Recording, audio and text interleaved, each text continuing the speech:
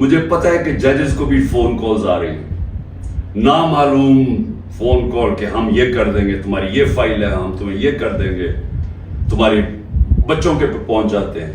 یہ مجھے پتا ہے کہ اس وقت جوڈیشری کے اوپر وہ پریشر ہے جو کبھی پہلے نہیں تھا۔ اس لیول پہ پہنچ چکے ہیں کہ کبھی بھی کوئی تصور نہیں کر سکتا تھا کہ پاکستان کی سیاست میں ہم اتنا گر جائیں گے کہ یہ کہا جائے گا کہ اچھا ہم تمہاری عورتوں کو، تمہاری بچیوں کو، ہم ان کو نہیں چھوڑیں گے۔ یہ اس ایک لیول تک پہنچ چکے ہیں۔ عورتوں کو پکڑ کے انہوں نے جیلوں میں ڈالا۔ رانا ثناءاللہ کی پریس کانفرنس آئی کہ جی کہ ہم خود ہی کوئی کچھ ڈرامہ کرنے لگے ہیں ریپ کا۔ یہ ڈرے ہوئے ہیں عورتوں کو نکالتے ہوئے۔ ان کو پتہ ہے کہ کوئی عورت کسی قسم کے انتشار میں ملوث نہیں تھی، کسی جلانے میں جو ہوا آرسن، جو گھر جلائے گئے ہیں، جو 3-4، ان کو پتہ ہے کوئی عورت اس پہ نہیں تھی، بلکہ ان کو پتہ ہے کہ اکثریت سوائے تھوڑے سے زیادہ 100 ہوں گے، 150 لوگ ہوں گے۔ ان کو پتہ ہے باقی کوئی پرامن احتجاج کر رہے تھے۔ اور میں پھر سے بتا دوں، ایک جمہوریت میں آئین ہمیں حق دیتا ہے کہ ہم پرامن احتجاج کہیں بھی کر سکتے ہیں۔ اگر جس طرح مجھے کمانڈو ایکشن سے اٹھایا گیا فوج نے، تو اس کا ریاکشن کدھر جانا تھا؟ جدھر ملٹری سمبلز ہیں اس کے باہر ہی احتجاج ہونا تھا نا، انہوں نے اور کدھر جانا تھا؟ اگر پولیس اٹھاتی تو پولیس اسٹیشن جاتے۔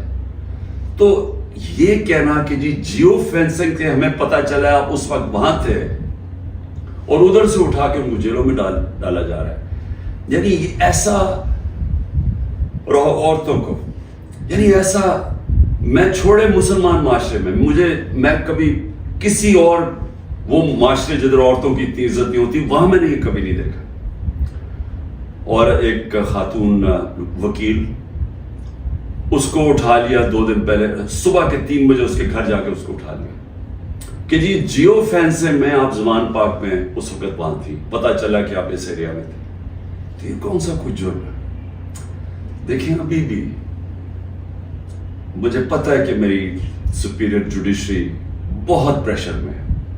مجھے پتہ ہے کہ ججز کو بھی فون کالز آ رہی ہیں، نامعلوم فون کال کہ ہم یہ کر دیں گے، تمہاری یہ فائل ہے، ہم تمہیں یہ کر دیں گے، تمہارے بچوں کے پہنچ جاتے ہیں۔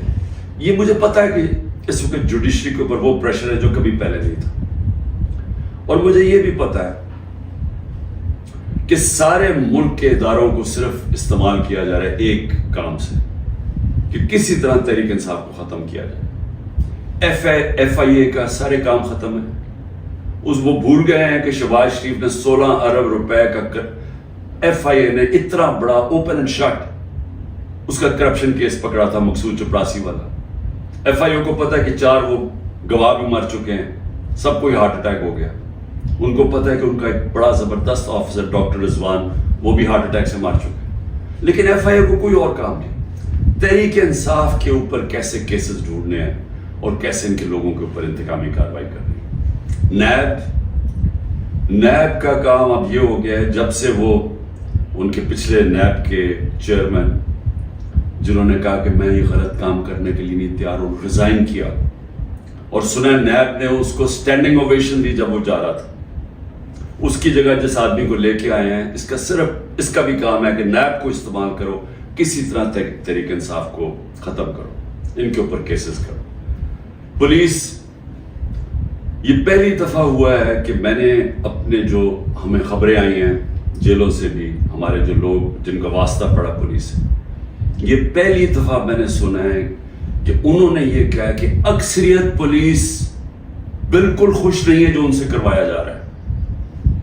اکثریت، جو پولیس کی اکثریت ہے، وہ سمجھتے ہیں کہ بہت بڑا یہ ظلم کیا جا رہا ہے، اندر گلو بٹ انہوں نے گھسائے ہوئے ہیں، اور پیچھے سے نامعلوم افراد کا پریشر آتا ہے، ان کی وجہ سے یہ کام کر رہے ہیں۔ تو اس کا مطلب پولیس جس کا کام اس ملک میں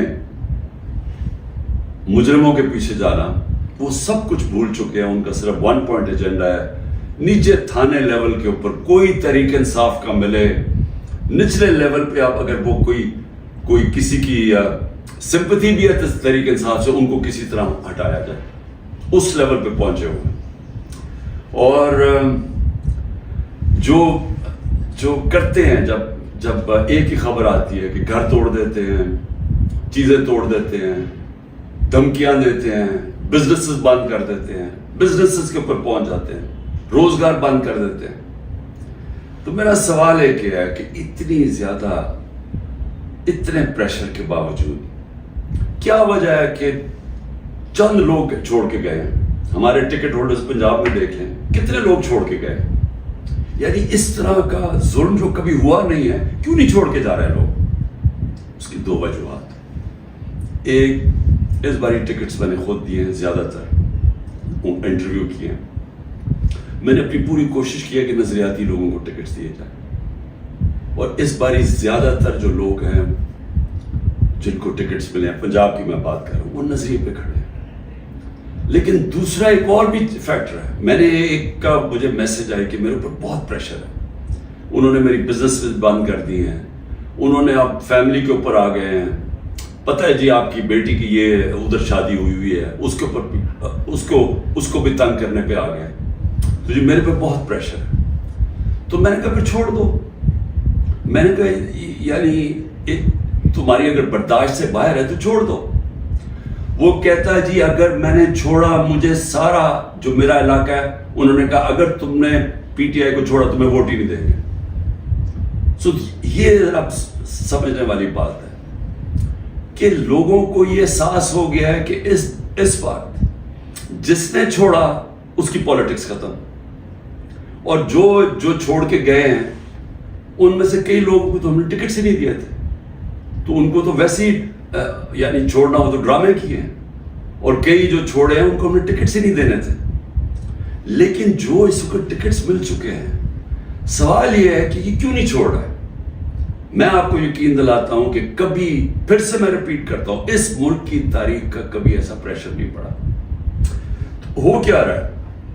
تحریک انصاف کو توڑنے کے لیے پاکستان کے ادارے ختم، ہمارے سارے اداروں کو سسٹمیٹکلی تباہ کیا جا رہا ہے، ہماری جوڈیشری کے اوپر اتنا پریشر ڈال دیا ہے، اور یہ سارا دھمکیاں دے کے، ڈرا کے، دھمکا کے، جب ہمارے پاس فائلیں آپ کی، ان کو ڈرا دیا ہے۔ ادارے جس طرح میں نے کہا پولیس، وہ ویسے اس کا ون پوائنٹ ایجنڈا پکڑ کے تحریک انصاف کے لوگوں کو جو بھی ہو جدھر بھی ملے پکڑ کے اندر ڈال دو۔ اور اس کے علاوہ جن اداروں نے اس ملک میں کرائم روکنی ہے ان کا کام لگا دیا، جس طرح ایف آئی اے، نیب ہے، ان کا کام لگا دیا کہ صرف پارٹی کو ختم کرو۔ تو میں اب سمجھنا چاہتا ہوں کہ جا کدھر رہے ہیں آپ؟ یعنی چلیں، میں نے جس طرح کہا کہ میں بات چیت کرنے کے لیے تیار ہوں، مجھے سمجھائیں تو صحیح کہ آپ کہہ رہے ہیں کہ عمران خان کو ہم نے کاٹا ڈال دیا ہے،